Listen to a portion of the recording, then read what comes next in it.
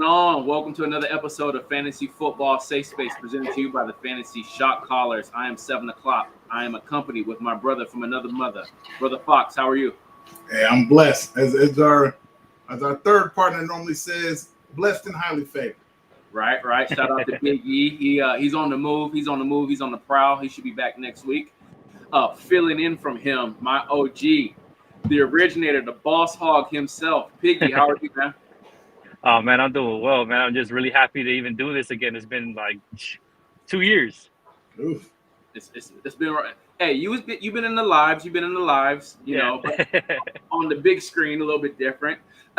Again, congratulations on the young hog, on the young Finn. Yes, sir. Flipper. Appreciate it. Brother Fox, before we get into it, can you tell the good folks how they can take care of us? Hey, as always, y'all can give us that HBO special. If you don't know what the HBO special is, the Help a Brother Out special. So help some brothers out. Hit that like button, subscribe. It truly goes a long way. This is your first time watching Safe Space. This is a show dedicated to the fans to come vent, cry, and laugh their fantasy football pain away. It's not the regular season, so we got to feed you. We got to give you something. So we're doing division breakdowns. As you see on Brother Piggy's on his chest, it's the AFC East, baby. It's the AFC East. Since you are the guest, which position do you want to tackle? Which division do you want to get into right now, Piggy? Or which position? My bad. I mean, shoot, why not start with the wide receivers? They're getting paid. They're on the news, so Let's do it. Let's do it. Who's your? We already know who the wide receiver one is. Let's just talk about his greatness for about 4 or 5 minutes, and let's move on. All right. Well, shoot, if you want me to start it off, Tyreek Hill coming back off, 1,700-yard seasons, just a yard short of 1,800. I mean, shoot, he's playing the best ball of his career. I mean, Mahomes is not just killing them with screens and an occasional deep pass. Tua is hitting them all over the field, and reason why in this scheme he's actually, putting big numbers. I mean, this is easily the right receiver too, besides Lamb, in my opinion. And I mean, I think there's going to be a little regression, though. I don't think we're going to see 1,700 yards with OBJ there, and also they want to implement the run a little more. So I think he's going to be about 1,500 yards and about 8 touchdowns, and also be a wide receiver, 7, 8. I didn't see that coming. I didn't either. What you got, Brother Fox? Hey, as Piggy said, he's clearly the wide receiver one from this division. Unlike Piggy, I don't see the regression coming. With Tyreek Hill, the thing that separates him from pretty much every other wide receiver, Kansas City struggled a few years back when they started doing the cover 2 over, where you always have 2 safeties deep, and that defense was primarily designed to stop a player like Tyreek Hill. Tyreek has he's mastered the art of deception in his route running. So that it appears that he's doing one thing, but seemingly he gets open damn near every play down the field. I think the system that he runs with McDaniels, moving him more in motion, is more, more cognizant to his abilities, and he's able to be a little bit more successful. Being as we had Travis Kelce on the Chiefs, he wasn't always the number one target, and so he didn't get that target share like he does there in Miami. But clearly wide receiver one, and I feel one of the safest first-round draft picks. I couldn't agree more. He's actually my wide receiver one. I have him over CeeDee Lamb, and that's no disrespect to Lamb. But with him holding out, I think it's a 1A, 1B. And then I'm going to take the guy who's in camp, the guy who is healthy. He's a dog. We can't express how much they manufacture touches for him. He's heavily involved. He can win you a week. And it's not too many players in the NFL. Maybe 3 was it A-Chain, Jamar Chase, and Tyreek Hill can literally win you a week. He's a dog. He would have been wide receiver one last year had he not missed, 1 or 2 games, Piggy? He missed the Titans game, half of the game, and then he missed the Jets game. 2.5 games, and he had 1 yard short of 1,800. He set out for $2,000. I think he's going to get close. And I obviously respect your opinion, and you're probably going to lean towards me, but run it up to 19. If he plays a full 17, I don't see how he can't. He's that dope. You know what? He's the man. He's the man. He's been the man. both for KC and for the Dolphins. Couldn't agree more. Now, is it a no-brainer, or are we gonna have a little bring off the fisticuffs for wide receiver 2, Brother Fox? I feel it's a no-brainer. Yeah. I think clearly Garrett Wilson's wide receiver 2 in this division. Obviously, I think people have lightly soured on him only because the unbelievable expectations that were put on him coming into last season. Everyone thought he was going to be a top 5 potential player in fantasy football. Then Aaron Rodgers goes down 4 plays in, and now he becomes, he's a wide receiver 1 that's going to give you, wide receiver 2, if not flex numbers. I guess this is the caveat. If he has a healthy Aaron Rodgers, which he should, Garrett Wilson could easily be a top 10 fantasy football player next year. You throw anything in his radius, the man comes down with the football, even though he's not the biggest guy on the field. His route running, he's a savant when it comes to route running. Dude he's masterful out there on the field. He reminds me of he's kind of like a less shit talking AB, like the way how he plays. And just unbelievably talented. I hope a few years back that Kansas City would trade up for him, but it just didn't happen. Yeah, I think clearly wide receiver 2 in the AFC East. Iggy, do you agree? No, I don't. I'm gonna sound like a homer. Oh, come on! Look, check it out. Look, Garrett Wilson is mad talented. No one's gonna doubt that. And I mean, obviously, his quarterback play has been, less than spectacular. But I mean, look, the targets are there, and I know we're not saying value, but you have to draft this guy once again, with high draft capital. Look, Jalen Waddle is better in every freaking metric. I mean, look at the targets. Waddle gets less targets and does more, and he's a wide receiver 2. And remember, this is with the Tua that wasn't even a good quarterback, quote unquote, to the media and most fantasy players. So, look, Waddle's been that dude for a very long time. He just got paid. And also, he was banged up last year. And still had numbers like Wilson, if not better. I believe he was better, and was wide receiver 2. So, look, I think it's going to be Jalen Waddle. Like I said, I had regression with Tyreek Hill. I think Jalen Waddle takes that step up. And I think he's going to have a season like a year 2 where he had 1,500 yards. He led the league in, yards per reception, and his touchdown is going to be there. So, and OBJ is going to open it up because he's going to be in the outside. You can put Waddle in the slot. Ain't no slot receiver covering Waddle. I got mad love for you, Piggy. But I'm going with maybe not a less shit talking AB, but maybe Kirkland brand Marvin Harrison. I think Garrett Wilson is the complete receiver. He's a student of the game. We've witnessed that in Hard Knocks. Surprisingly, to be as small as he is, he does have an insane catch radius. He just needs a quarterback to get him the ball. He is not QB proof, as we saw wide receiver 23, but he's also playing for a contract. And I fully expect with a healthy Aaron Rodgers for him to live up to the expectations. I'm not a fan of the ADP. I think better value or maybe accurate ADP ECR would be early second round and not like 10. I think he's going in that Puka, AJ Brown, 9, 10, 11 range.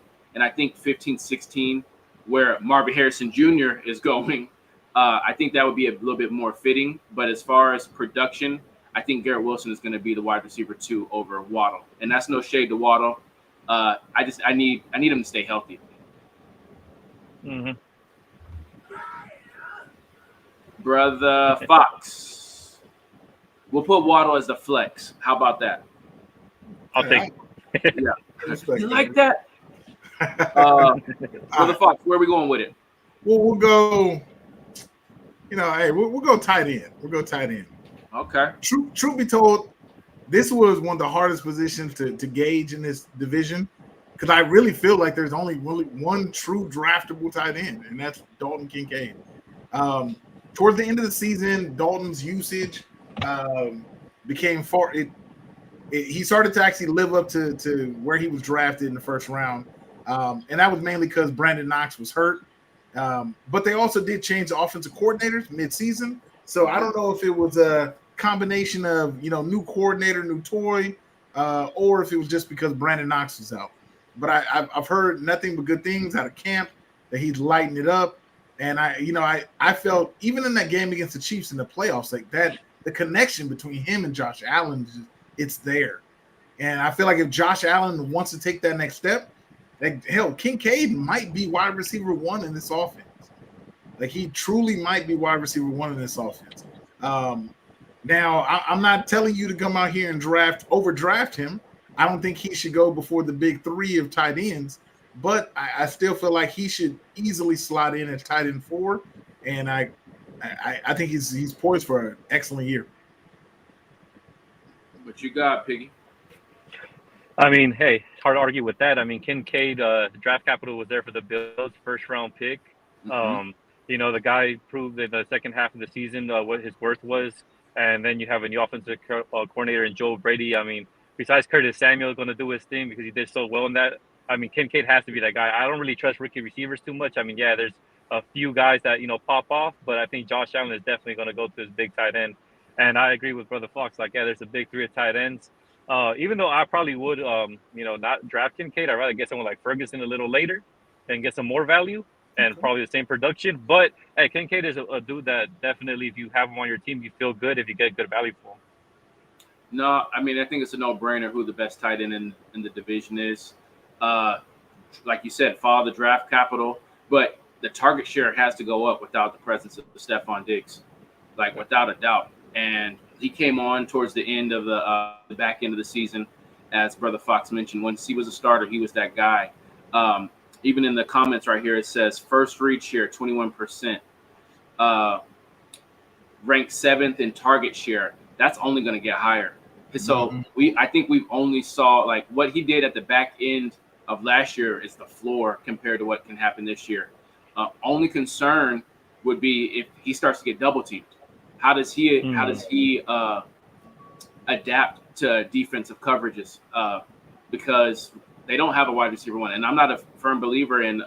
Brother Fox already put me up on game on what's my man. Very great with the interviews. The rookie receiver, Florida State, Coleman.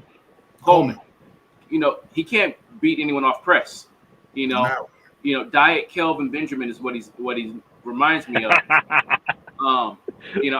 And that's no shade. That's just what it is. I'm wishing him the best. But until the receivers prove that they can, beat the press and beat one-on-one coverage, it's going to be Kincaid time. But that also could lead to double coverages. And we're going to have to see how him and Allen adjust to that. Yeah. He's going to see defensive linemen lined up over him. He's going to get chipped a lot. Yep. And then he's going to have, coverage linebackers on him all year. But truth be told, I think he has the talent. He has the talent to separate. He's a decent route runner. Yeah. And I feel he's the only true draftable tight end out of this division. Yeah. Where you guys feel comfortable? So he's ranked right now. He's tight end 5, and that has him at 67. What is that? That's what, 6th round? Or early 6th round. Yeah, I'll take him there. I wouldn't take him any earlier though, but I would obviously you'd love to get him later. But we I think we're all 3 of us were in that mock last night. Get your 2 receivers, get your 2 running backs, quarterback, and maybe in the 5th. Kincaid actually went early yesterday. He got I think someone reached for him a little bit. Someone took him at the end of the 4th, and that's why I said I didn't like the pick. No, the end of the 4th is not worth it. No, it's not. It's not. But if you can get him in that late 5th, anywhere in the 6th, I think that's fair value. But if he can slide into the 7th, then that might win you your league, honestly. But he's a dope talent. I think we're all on board with him. Piggy, where you want to take it? Shoot. I mean, let's go with quarterback. Ooh, interesting. All right, let's go. What you got for us? I mean, shoot, it has to be Josh Allen, right? Right. Look, Josh Allen. As much as it pains you. Yeah, as much as it pains you, because these guys own us. But Josh Allen's first couple of years, he had to develop coming out of college. his third year, what you do is you get a very good receiver. He got Stephon Diggs. Everything changed. The pace of that development, grew real quick. And now we're gonna have to really see if Josh Allen is that dude without Stephon Diggs. I know Diggs fell off in the second half, but at the end of the day, I mean, he was still opening up things underneath for people. People still had a game plan for Diggs to make sure they had to take him out the game. So now what is Allen going to do with the rookie, Curtis Samuel, that he does get separation, and a tight end that, he's a good route runner, he ain't the greatest blocker. But what we're going to see now, it's all on Allen's back, but he's definitely going to be the QB1. I think he's going to run a little more than usual and put up great numbers. For the Fox. Yeah, I agree. Obviously, Josh Allen was QB1 last year, projected to be QB1 this year. I think that one thing people aren't really talking about, I think it's deeper than just the wide receivers. Him losing Mitch Morse there at center is going to be huge. Mitch Morse he's a top 5 center in the league. He's one of those guys who's going to identify the mic. Because one thing about Josh Allen, when he gets out there, he goes through his cadence. But if you really listen, you never hear him go, 51's the mic, 51's the mic. He doesn't do that. That was Mitch Morris's job. Now, is Josh going to be able to not only call out the mic and look at blitzes as well as get the ball out to his proper receivers? I still feel like he's going to be, in a top tier quarterback position. Do I think he's going to finish QB1? No, I don't.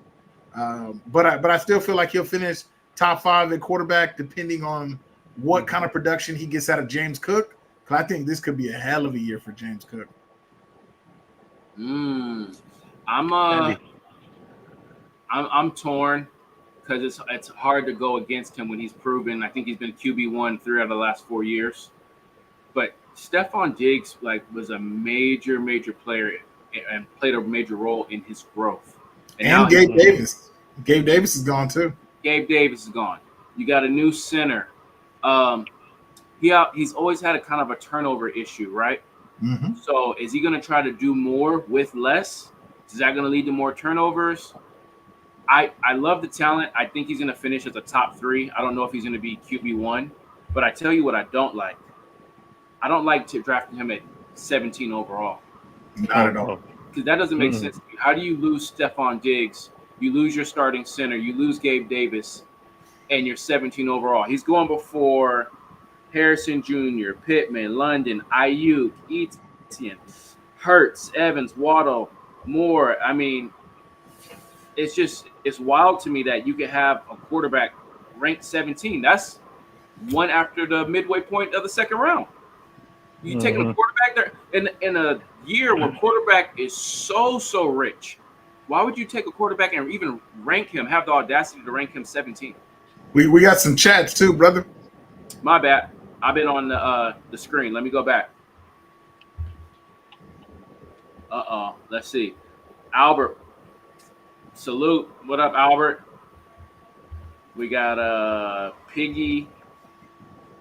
Paid wide receiver. Dope. Showing you some love. Hey, appreciate the love. Hey. Hello, Joe. We got older bro in the house. Hey. Big Fox, B Fox. Hey. It was good. Mufasa. We got Scar on screen. Says run him in the slot. My bad. Thanks for that heads up on the chat, because I be trying to make stuff happen on the. Hey, no worries. That's why we a team. But yeah, I can't get behind Josh Allen at 17. That's way too high. Where would you feel comfortable taking Josh Allen? The earliest I would take any quarterback would be mid-third. Where he's at right now, 3.6, 3.7, then we could talk about it. But 2.7, that's crazy. That's crazy. For a quarterback, why wouldn't you wait for Jordan Love in the 6th, 7th round? Why wouldn't you wait for AR-15, 6th, 7th round? Hell, I'll wait for Jared Goff in the 10th round. It's about getting value. And at the end of the day, you're spitting, bro. Is ridiculous. Josh Allen, 17 overall, lost Diggs, lost his center, and Fantasy Pros is trying to sell us at 17. Crazy. Yeah, absolutely not. Yeah, that's ridiculous. We know you want to talk about your boy Piggy, Who's my boy? your boy, the little tuna himself. Oh man. You already I'm passed him. trying- You just passed him. Did I? Oh, there he is. Right there. In a 12-man league, he's going QB 12, ADP QB 13. What you got for us? Sell us on Tua. Hey, look, it's year 3. All right, year 3, and this is when quarterbacks really master a scheme, right? I mean, he's just coming off the most yards as a passer, and you just gave him some weapons. This offense was number 1 last year and was missing the tight end. Jonnu Smith, I'm sorry, is that guy that could really help out in the yak, and then you got someone like Smythe that is a great blocker and he can catch too, dependable hands. And then OBJ, like I said, OBJ is going to play the boundary in a lot of these formations, meaning that Tyreek Hill and Water are going to be in the slot at times. I mean, I'm sorry, you cannot stop that. And you got a guy named Washington that just came, a rookie right receiver. And also, A-Chain is going to be using the passing game a lot more, especially with someone like Wright that's coming in as the running back. You can move A-Chain around, and if anything happens, I mean, you got depth at the running back position. So I think Tua, especially also losing weight, we'll see.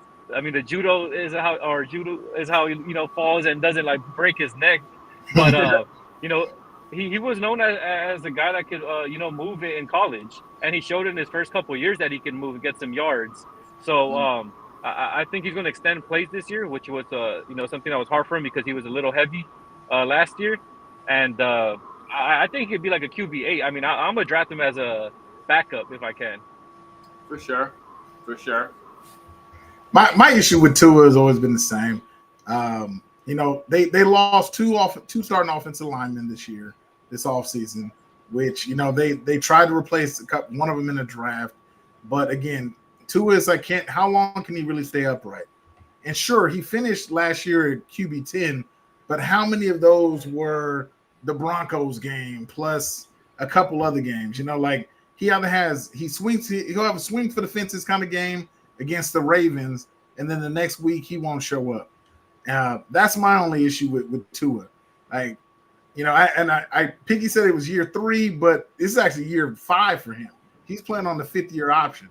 They're determining whether or not he's going to be on this team next year. So I don't know about that one. It's like, okay, sure. All right. Do you want to come on now? Not everyone got Andy Reid as their coach when they started in the league. Yeah. I mean, you had a guy named Brian Flores that is a defensive coordinator that's not even good at that job and hated the man. I mean, and you get him no weapons. You can't name one receiver in the league that Tua played with in his first year, or even a running back. What the kid from the Patriots?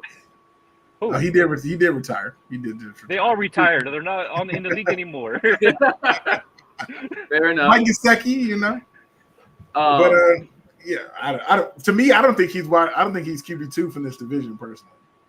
Flo just said he loses legs. Hey man, running ability can only get you so much. Your running ability also can get you hurt. Ask Lamar Jackson. He said, DVP, how dare you? he's retired, sir. To me, QB2 in this division has to be Aaron Rodgers.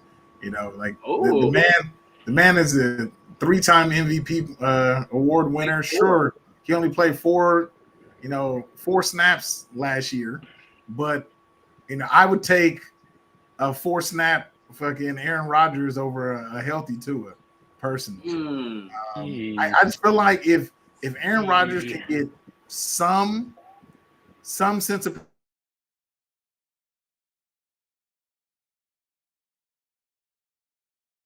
offensive weapons, they're average at best. But with Breece Hall off the backfield, they have more than what he had in some years in Green Bay. So I look at it as like, hey, if he can get some decent protection, he could clearly be a top tier quarterback. I feel like people are disrespecting him a little bit. Could I ask you this though? I mean, I know it's a different position, but name me a player that has came back from an Achilles injury on offense and done well and 35 plus. Because I'll tell you something, Dan Marino, one of the greatest quarterbacks to ever play this game, had an Achilles injury and was never the same. Now, granted, it's it's a different era That was in the '90s. in Yeah. medicine. But I mean, we're talking about a 40-year-old quarterback that didn't even look the same with the Packers. Didn't even make the playoffs without Devontae Adams, and he's this great quarterback because great quarterbacks need great receivers. So that's why we're gonna see what's up with Josh Allen. And Aaron Rodgers has Wilson, but the guy is 40, and I don't know, man. I don't even think he loves football anymore. And that New York stuff is a I don't know. We'll see. The lights are really bright in New York, and this ain't Wisconsin no more. You can't just hide. The lights are on you. So I don't know. I don't think Rodgers is that guy. I think the Jets are overhyped. I mean, that's what Vegas got. Now, I agree with you. It is there is a lot of hype around him, and there really is a modern day example of a top tier quarterback coming back from the Achilles injury. Hell, like the only other person I can even think of off the top of my head would be Kirk Cousins returning now for the Falcons. But we don't even know yet. Yeah, exactly. I don't know. It's just with Aaron Rodgers, I feel that the talent is there, the arm strength is there. He has the skill set to be successful as long as he's healthy. He's never been a quarterback that had to really rely on his legs. Like, sure, he scrambled and extended some plays. Yes, he may not be able to do that anymore, but still, he still can throw from different arm angles. He still has a fucking cannon of an arm, and I still feel like if they can just give him, I think what's going to fail him ultimately is their offensive coordinator as well as Robert Saleh as a head coach. He doesn't strike me as a leader of men, but it's more about like I think if Rodgers is able to do his thing on offense, he's taking some lesser tier receivers to deep into the playoffs. Some of them teams that lost to the Niners in the AFC Championship were not that good. I hear you. The Donald Drivers, the great Jennings and all those guys. He made some of those guys. Exactly. Hell, that's when he was in his MVS early 30s though. Trash. 40 coming off an Achilles injury. Yeah. All right, we got to be honest too. I'm 40. Hey, but to be fair, but for fantasy wise, like Tua and Rodgers is someone I'm just not really looking at unless they're gonna be my backup quarterback. Facts. Right. Unless you punt, you're not really. You shouldn't be starting either one of them. But if you do, I lean Tua. But hopefully you're not starting either one of them. Exactly. Running backs. I don't know who's up. But it's Piggy. Piggy's up. Piggy's up. I think we all know the RB1. Yeah. I mean, it has to be Bryce, man. I mean, Hall was a great, specimen coming out of college. I mean, the dude was freaking amazing. I was a really big fan. And unfortunately, he got that injury, but he showed what he had his rookie season. And he continues to, show us that he is one of the best in the game. He can catch the ball, take it to the house. He can rush the ball, take it to the house. I mean, he's a 3-down back. And especially with Aaron Rodgers, if Aaron Rodgers can just be half of what he used to be, I mean, Bryce Hall is gonna be in the red zone a lot more, and I think that he's gonna, have about 15 touchdowns if Rodgers can be half of what he is. I really think that he's gonna put us some big numbers. Facts. I couldn't agree more. Is Breece Hall last year faced 8-man boxes damn near every play. No one feared Zach Wilson back there throwing the football. Regardless of whoever you had on the outside, it really didn't matter. They're going to stack the box and force whoever was at quarterback to beat them. Now, with a healthy Aaron Rodgers, sure, he's coming off an Achilles injury, but there's a respect that comes with his name that, defensive coordinators aren't going to put 8 men in the box. So I feel like just from that alone, Breece Hall is going to benefit. On top of that, they have a slowly revamped offensive line, albeit with a lot of blue tent boys, a lot of dudes who've been injured before, from Tyron Smith at the left tackle. They got Moses on the right-hand side from the Ravens. So a immensely talented team when they're healthy. But, I'm hoping – I think regardless, even if they aren't healthy, Breece Hall is still going to put up his numbers. With a bad offensive line and a bad team and a bad quarterback, he was RB4 last year. So just like the sky's the limit if they can remain even remotely healthy on offense. With the healthy offensive Jets team, I think he's the only person who can even come close to CMC production. Mhm. He's a dog. You got Mike Williams, you got Garrett Wilson, so you got some decent weapons for Rodgers on the outside. As Brother Fox mentioned, if the O line can stay healthy and if Rodgers can stay healthy, he's probably going to get you 14, 1,500 rushing, probably another 300, 400 by air, and possibly 14, 15 touchdowns. And I feel like he could probably do better than that, to be honest with you. He's that talented. And as you mentioned, nobody's afraid of Zach Wilson. Nobody is afraid of Zach Wilson. So now, like you said, just name value alone with Rodgers, he could really, really do something. Where do you guys take him? You know, we're seeing this passing league. Where do you the earliest you take Brees Hall? I think Bijan went early last night. Yeah, he went 2 yesterday. He went 2. I think Brees went like 5 or 6.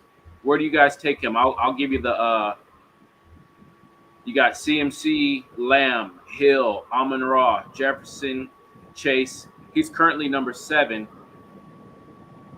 I think I take him before Justin Jefferson. I'll take him in the top 6. I take him before Jefferson and potentially Jamar. Potentially. What about you, Biggie? Yeah, no, I agree with you guys. I mean, I'll take him before those great players. He's just like I said. He could catch the ball. He could run the ball. I mean, he can do it. He can do it all and take it to the house anytime. So, you just have to have him on your team this year. If it's possible for you to draft him, I say pull the trigger. Yeah. I know some people are going to think this is blasphemous, but I feel like he's a Kirkland brand version of LaDainian Tomlinson. He's that damn good. I feel like he runs harder. Yeah, he does run harder. No offense to LT. I felt like LT was a little soft. LT was a little more finesse. Great. He was I'm trying to think. I thought you were going to say Priest Holmes. Yeah, I can see a little bit of that. I was going to say Kirkland Priest Holmes. I can see a little. I can definitely see that. No. Who you guys got for RB2? RB2, and I mentioned this man before when we were talking about Josh Allen, but I think James Cook is going to have an excellent year. If you look at his numbers pre and post offensive coordinator change, it was night and day. The man, I know he finished his RB11, but just I saw how they utilized him toward the end of the season, and like for real, go back and watch that Chiefs game against Buffalo. Like we could not stop James Cook. If they would have kept giving James Cook the ball, the Buffalo Bills would have been in the AFC Championship. No question. They stopped giving him, and he was beating us through the air. He was beating us on the ground. I didn't know the man had this much explosion. He's incredibly fast, incredibly quick, great hands. Is all around great running back. And after his rookie season, I didn't see that coming out of him. But maybe it's just he needed the touches and needed the right coordinator to put him in the right path. He burned me that rookie year, and I just have an issue trusting him, to be honest with you. And I believe everything you said is accurate, but it's just like, shame on you if you fooled me once, shame on me if you fooled me twice, type of thing. And if he's there for value, I'll pull him. I think 45 is a good spot to take him. If you get him in the 4th round, I'm comfortable with that, but I'm not taking him in the 3rd where I've seen him go before. You got a different RB2, Piggy?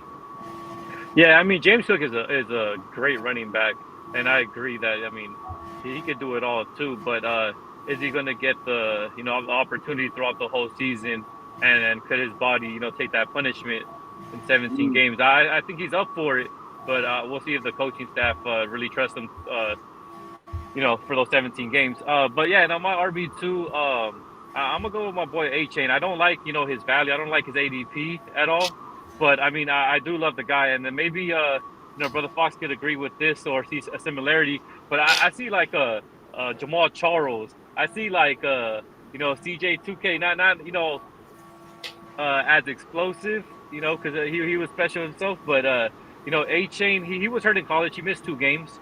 Like I mentioned earlier, he's going to be more in the passing game, more involved. I see that this guy can have about like 40 receptions, 45 receptions this coming season. You know, they're going to use him in the slot too, move him around a lot. And then Mostert, you know, he gets banged up at the end of the season. So A-Chain in the playoffs and Wright most likely going to be there in the playoffs to, you know, really take you to where you want to go. But can he stay healthy? That's the most important part, and it's all about value. So I hate his ADP. I love the player though, because I mean, when this guy's on the field, yeah, it's crazy. Brother Fox also said something, you know, really important. The Dolphins did lose 2 offensive linemen, but to be fair, we had 14 different, you know, offensive line, you know, formations, you know, coming into these games. So there was no, you know, the offensive line never had the same group out there. It was just like, you know, someone filling in. So that's what A-Chain did, and that's what Mostert did. So I got A-Chain as my RB2. I'm not mad at that take. I mean, he's ranked right above Cook. Let's say Joseph says James Cook value RB2 with RB1 upside. Yeah, I mean, he finished as RB11 last year, so.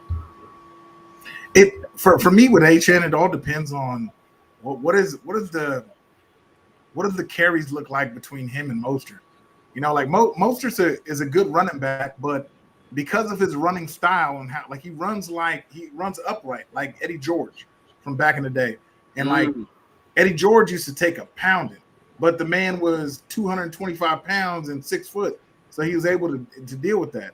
Mostert's, you know, 5'8", 5'9", trying to take that same pounding. Like, it's no wonder he never lasts a whole year with any team that he's really been with. Now, Achane is, I agree, he's very similar skill set wise to Jamal Charles, 100%. Now, I think what McDaniels needs to do is go back and watch the early tape of Kansas City with Alex Smith and Jamal Charles. You know, find ways to get him the ball out in the backfield, even if it's, you know, maybe line him up initially in the backfield, move him on the screen, you know, making it seem like a wide receiver screen or something like that. Just get him away from contact because the talent is there. He just can't. He can't go through the pounding and running like he would with a CMC in that offense. Like, you can't. Like, you have to manufacture different types of touches if you want this man to last all 17 games. Fair enough. Brother Fox, how can the good folks take care of us? Hey, as always, y'all can give us the HBO special. If you don't know by now, the HBO special is the Help a Brother Out special. So help some brothers out. Hit that like button, subscribe. It truly goes a long way. Piggy, you got anything going? You coming to Vegas, baby? I'm coming to Vegas this year for sure. Yeah. For sure. Definitely gonna be out there, man. I mean, you guys probably have one of the hardest drafts out there, man, and one of the most competitive leagues. So, you know, I definitely got to go out there and shoot. Year one, hit the championship. The last 2 years, I don't know what happened, bro. I think I need to, you know, hop on some more of these or something, or, you know, start getting into some content again because I feel like I lost my touch a little bit. No, in the Diamonds League last year, no one had clinched a playoff spot going into the final week. That's how competitive it is in Vegas. Yeah. We appreciate you rocking with us, man. You're always welcome. That concludes another episode of Fantasy Football Safe Space. Where we at, Brother Fox? What do you mean? Are we going? Is that all 8 divisions? That might be. We'll think of something. Hey, we'll think of something. We will be here next Tuesday. It's all about consistency. We're giving y'all free content. Hopefully you guys enjoy it. We appreciate y'all rocking with us. Sprinkling game on y'all. That's all it is. That's all it is, baby. Ooh, sprinkle me. See y'all next Tuesday, 7 p.m. Pacific Standard. Go Chiefs.